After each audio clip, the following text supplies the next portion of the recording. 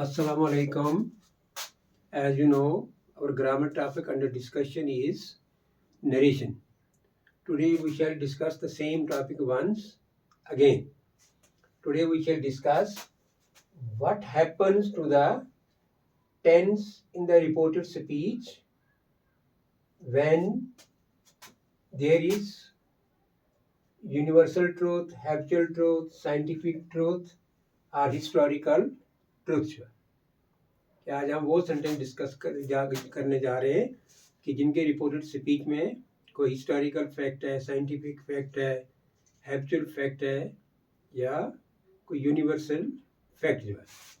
तो इसमें क्या होता है कि चाहे आपका रिपोर्टिंग वर्ब जो है वो प्रेजेंट में है, फ्यूचर में है, पास्ट में है, उससे जो है वो रिपोर्टेड स्पीच पर फर्क जो है वो नहीं पड़ता है। सिर्फ हमने क्या करना है, दैट लगाना है और टेंस जो है वो चेंज नहीं होगा। तो मैंने कुछ सेंटेंस लिखे हैं, तो हम उनको we shall try to change them from direct to indirect. The first one is the teacher said honesty is the best policy. अब देखो आपके honesty is the best policy जो है ये एक यूनिवर्सल ट्रूथ है। तो ये यूनिवर्सल ट्रूथ है, सभी इस बात को जो है वो मानते हैं। यूनिवर्सल ट्रूथ को होगी कि जो सारी दुनिया में जो बात मानी जाती है कि honesty is the best policy. तो कुछ नहीं करना है इसको, इसमें यही रहेगा the teacher said that honesty is the best policy.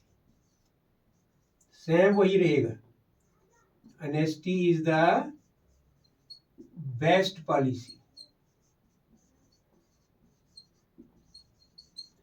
अब सेकंड देखो, ये ही सेज टू मी, ये तो टीचर सेड ये तो पास्ट सिंपल था। अब देखो ये प्रेजेंट सिंपल है। मतलब मैंने पहले बताया ना कि रिपोर्टिंग वर्ब में कोई टेंस भी होगा, तो अगर इनमें से कोई है, हैबिचुअल फैक्ट है, साइंटिफिक फैक्ट है, हिस्टोरिकल फैक्ट है, ये यूनिवर्सल फैक्ट जो है, तो रिपोर्टेड स्पीच के टेंस पर कोई असर जो है वो नहीं पड़ना। अब दूसरा देख लो, ये है he says to me, the second sentence is he says to me I am an early riser. अब देखो I am an early riser, तो this sentence shows habitual fact जो है। अब ये क्या है, ये हैबिचुअल फैक्ट है। अब इसमें भी कौन नहीं होगा, we shall write he says ना, ये ही सेज टू मी है ना, ही टेल्स मी आएगा यहाँ, क्योंकि बताने वाला बंदा है ना। ही किसको बता रहा है, मी को। ही टेल्स मी, ये प्रेजेंट सिंपल है, ही टेल्स मी दैट। अब यहाँ आई कौन है, ही इज लगना है, he is an early riser, ये हैबिचुअल फैक्ट है। इसमें भी जो है वो रिपोर्टेड स्पीच का टेंस वो चेंज नहीं होगा। अब नेक्स्ट वाला है my mother said to me the sun rises in the east. ये भी देख लो आप, एक यूनिवर्सल फैक्ट ही है, या अब साइंटिफिक फैक्ट भी इसको कह सकते हैं। ये भी मतलब यूनिवर्सल फैक्ट ही है, या यूनिवर्सल ट्रूथ भी कह सकते हैं। माय मदर टोल्ड मी, ये पास्ट सिंपल है, my mother told me that. अब इसमें नहीं होगा the sun rise in the east, ये प्रेजेंट सिंपल है तो प्रेजेंट सिंपल ही रहेगा, that the sun rises in the east, that the sun rises in the east. बहुत ईजी है, अगर आप इसको सिस्टमेटिकली लें तो मैंने इसलिए जो है नरेशन को जो है वो डिफरेंट पार्ट्स में डिवाइड किया है, क्योंकि अगर एक ही सिटिंग में अगर मैं सारे की सारा जो है वो इस टॉपिक को ले लूंगा ना, तो ये आप लोगों की समझ में जो है वो सही तरीके से नहीं आना है, इसलिए मैंने इसको डिफरेंट पार्ट्स में जो है वो डिवाइड किया है। Next one is my friend said to me India got freedom in 1947। अब देख लो, this is a historical fact. अब ये क्या है, हिस्टोरिकल फैक्ट है, historical fact. My friend told me, my friend told me that India got freedom in 47 years. That India got freedom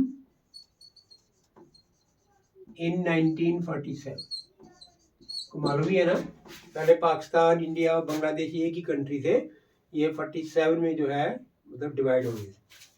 अब देखिए नेक्स्ट लास्ट वन है, the teacher said to the students water boils at 100 degree centigrade. जो देखो this is a scientific fact, so there will be no effect on the tense in the reported speech. The teacher told the students, the teacher told the students that water boils at 100 degree Celsius या centigrade.